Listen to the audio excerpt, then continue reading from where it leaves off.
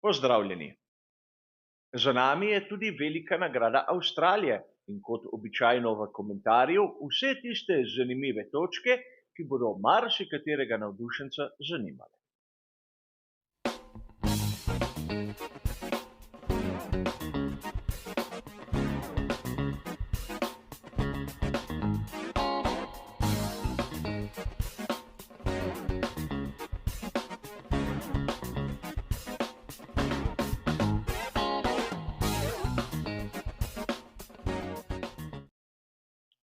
Tudi tokratni komentar bo kot običajno razdeljen na dva ločena dela. V prvem se bomo ustavili ob vseh tistih zanimivih iztočnicah, ki nam jih je podala dirka. V drugem bomo pa nekaj minut posvetili analizi samih napovedi strategij in seveda rezultate teh analiz bomo seveda primerjali s tistim, kar so ekipe v resnici pokazale na progi. A lotimo se našega komentarja s prvim vprašanjem, ki ga je verjetno marsikateri navdušenec se vprašal pred začetkom dirke. Ali je vredno tako zgodaj vstati za veliko nagrado Avstralije? Po mojem osebnem mnenju da. In kolikor vam je znano, sam nisem danes niti odšel spat. A vrnimo se k sami dirki in k fantastični dvojni zmagi scuderie Ferrari. Koliko stokanja in javkanja je bilo slišati v prejšnjih dirkah o nepremagljivem Red Bullu in o ponovitvi sezone 2023. Sedaj smo na tretji dirki, tretji veliki nagradi. In pravzaprav pri Ferrariju so uspeli napraviti nekaj, česar si redko kdo je lahko sploh zamislil. Želeli verjetno mnogi, ampak da bi realno pričakovali redki.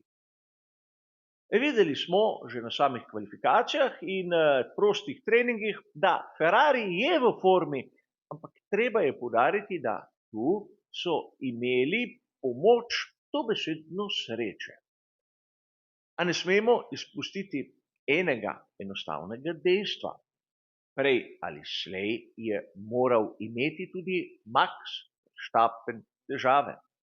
Gre za zakonitosti velikih števil. Torej, več dirk, ki jih je opravil brez tehničnih težav, večja je bila možnost, da se bo kaj takega pojavilo na naslednji. In tokrat seveda Max Verstappen je odstopil. Drugače ne bi videli takega uspeha, predvsem Carlosa Sainza mlajšega. In njemu velja nameniti vso pozornost v današnjem komentarju. Ne samo, da pred 14 dnevi je bil v bolnišnici, kjer so ga operirali zaradi vnetja slepega črevesa. Prišel je sem, potem ko je izpustil veliko nagrado Savdske Arabije, takoj na kvalifikacijah dokazal, da je on najhitrejši v scuderiji Ferrari in to potrdil tudi na sami dirki. Kolikokrat v preteklosti smo videli poizkuse boksov, da so pravzaprav na progi zamenjali vrstni red voznikov.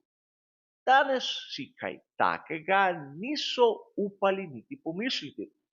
Vsaj takšen občutek sem dobil sam. Charles Leclerc je lepo prišel do drugega mesta, a bodimo iskreni, prehiteti je moral le oba McLarena. Po drugi strani je bil Sainz od samega začetka izjemno suveren. Čeprav v prvi fazi je bil za samim Maxom Verstappenom, v trenutku, ko je imel Max težave z zavoro, je Carlos dobesedno švignil mimo, brez obotavljanja, brez čakanja, brez kakršnih koli skrbi. Namreč ne smemo pozabiti, da telesno je španski voznik še zmeraj z rano na predelu želodca in tu velja poudariti, da tudi njegova volja je bila na tej dirki vrhunska.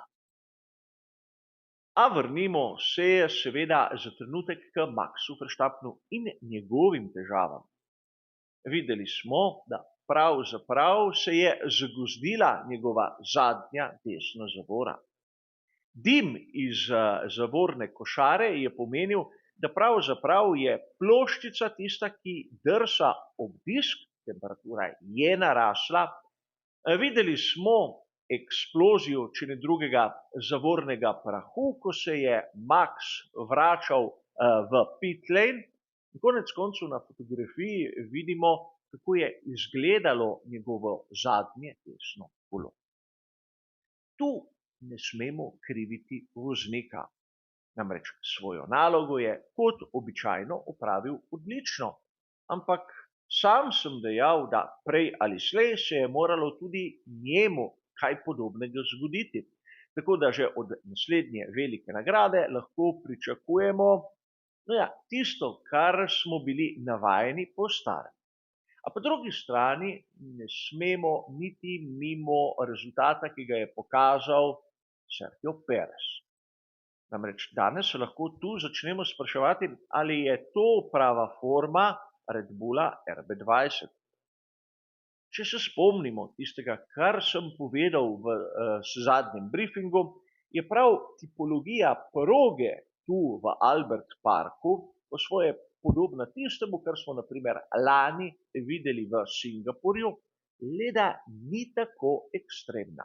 Torej Red Bull zaradi karakteristike proge tu ni bil tako pošastno hiter v primerjavi s konkurenco, ampak z Maxom Verstappenom na progi bi seveda bila zgodba drugačna. A pri Ferrariju velja poudariti nekaj. Namreč Carlos Sainz mlajši danes zasluženo tudi voznik dneva in o tem ni najmanjšega dvoma. In seveda s to zmago se je izenačil s Charlesom Leclercem, seveda v njunem skupnem obdobju pri Scuderiji. Torej, treba se je vprašati, ali s to vozniško menjavo so pravzaprav pri Ferrariju naredili modro potezo. Mnogokrat v preteklosti sem dejal, da lahko na samih kvalifikacijah je Carlos Sainz mlajši rahlo počasnejši od Charlesa Leclerca, ampak na dirki, takrat ko šteje, zna biti morda še bolj učinkovit. Od trenutka, ko je Sainz prenehal biti tisti moštveni voznik, tisti, ki se žrtvuje nekako za skupno dobro, je postal hiter na kvalifikacijah in tudi na sami dirki. Sedaj se poraja vprašanje, bo Lewis Hamilton primerna zamenjava za Sainza?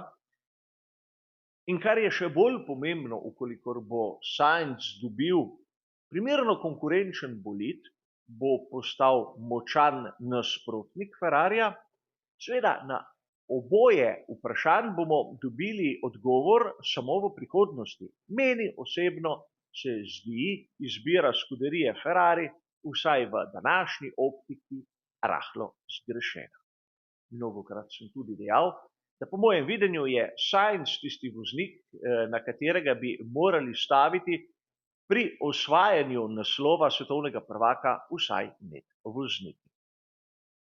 A verjetno vsakdo izmed vas ima svoje poglede, a danes smo videli, da je bil Sainz bistveno boljši od Leclerca. In to ne trdim jaz, to so pokazala dejstva na sami progi. A če smo videli, kaj se je zgodilo pri Ferrariju in tudi pri Red Bullu, kaj bi dejali o dvojnem odstopu tovarniške ekipe Mercedes? Lewis Hamilton je vsaj v prvem delu dirke skušal s tisto alternativno strategijo, torej tisto z pnevmatiko soft, presenetiti, a bodimo iskreni, presenetil ni. Ostal je ukleščen tam od zadaj v gneči. In pravzaprav njegov odstop kot posledica težav s pogonskim sklopom nam daje ponovno dokazilo, da pri Mercedesu in modelu 2.15 tisti zračni tok pod okrovom pogonskega sklopa ni speljan pravilno. Lahko gre za malenkost, lahko gre za zadevo, ki jo bodo odpravili izjemno hitro, ampak konec koncev ne morejo si privoščiti takšnih predstav. In tudi Russell v finalu dirke je praktično vrgel stran nekaj točk, a na srečo se mu ni nič zgodilo v tistem trku. Konec koncev moramo biti iskreni, tudi Russell tokom dirke ni bil konkurenčen v nobenem trenutku. A druga ekipa, ki je bila po mojem videnju izjemno pozitivna, je seveda McLaren. Zdaleč niso na nivoju Ferrarija, ampak napravili so gromozanski skok naprej v primerjavi s tistim, kar smo videli lani, tudi tu v Avstraliji.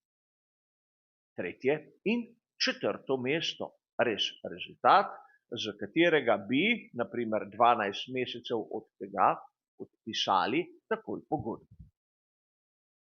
Če pogledamo Aston Martin, kjer sta bila oba, tako Alonso kot Stroll v točkah, bi lahko dejali realna slika. Namreč lani zadeve so bile malce pretirane, ker so ostali, predvsem Ferrari, Mercedes in McLaren, imeli težave. Ampak letos bi lahko dejali za to, da je soliden rezultat. Tsunoda zna presenetiti. Sedaj se poraja vprašanje v sezoni 2025, bo on tisti, ki bi lahko zamenjal Pereza. Namreč slišimo lahko pravzaprav različne govorice, ampak Daniel Ricciardo, ki je bil danes zopet porazen, podobno kot na kvalifikacijah, si po mojem videnju ne zasluži te menjave ekipe. Konec koncev, še najbolje bi bilo, če bi Perez ostal na svojem mestu. A ne smemo mimo tudi enkratnega rezultata pri ekipi Haas. Oba voznika v točkah, kar je seveda nekaj, kar niso navajeni pri tej ameriški strukturi. In zanimivo, na samem dirkaškem vikendu je njihov bivši šef ekipe Günther Steiner tudi napravil intervju s svojimi bivšimi vozniki. A verjetno marsikdo se sprašuje, če pri ekipi Williams so se pravilno odločili, da so edino šasijo dali na razpolago Albonu in ne Sargeantu. Albon sicer ni prišel med dobitnike točk, ampak po drugi strani je bil presneto blizu. Bi bil Sargeant boljši? V mojem videnju zagotovo ne. Odločitev je bila kruta, nešportna, ampak videli smo tudi po rezultatu dirke pravilna. In sedaj, če malce povzamemo vse tisto, kar smo videli na sami veliki nagradi, bi lahko dejali, da končno potrditev o tem, da je Carlos Sainz mlajši iz pravega testa za šampiona. Seveda, dokazal nam je v preteklosti že mnogokrat, ampak nekateri poznavalci in tudi navdušenci so si nad njegovimi uspehi pogostokrat zatiskali oči. Danes si tega ne smejo več privoščiti. A pojdimo še k tisti napovedi strategij, ki jo je objavil Pirelli tik pred samo veliko nagrado. V zelo skrajšanem javljanjem v živo sem povedal, da pravzaprav med mojo napovedjo in napovedjo Pirellija ni bilo velikanskih razlik, le tista druga opcija, ki sem jo sam opisal, ni bila izvedljiva, ker nihče ni imel tolikšnih setov pneumatike medium na razpolago. Ampak ni važno. Namreč sam in tudi pri Pirelliju so trdili, da kombinacija pneumatike medium, hard in hard je bila tista prava. In tu menim, da ni bilo dvomov. Praktično tudi pri ekipah so nam pokazali, da ta opcija je bila edina realna. Sedaj vprašanje o dolžini stinta. Pirelli je pravzaprav dejal, da pneumatika medium naj bi zdržala približno toliko kot pneumatika hard in pravzaprav, če pogledamo, kaj je pokazal Carlos Sainz mlajši, so imeli inženirji pri Pirelliju, kar se tiče dolžine posameznega dela, malce bolj prav kot jaz sam, ampak to si ne štejem v slabo. Pri Pirelliju imajo na razpolago bistveno več podatkov kot jaz. A konec koncev, kot sem že mnogokrat dejal, dokaz, da tudi mi, navdušenci od doma in brez dostopa do ne vem kakih podatkov, lahko pridemo presneto blizu tistemu, kar so izračunali odgovorni inženirji pri raznih ekipah Formule 1. Seveda, z nami je dirka, ki bo ostala v spominu marsikateremu navdušencu in upam, da mnogi navijači bodo ustrezno praznovali to dvojno zmago.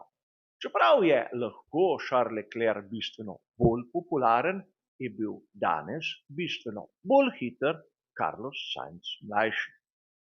A kar se tiče tega komentarja dirke, je seveda to vse. Hvala za vašo pozornost in nasvidenje.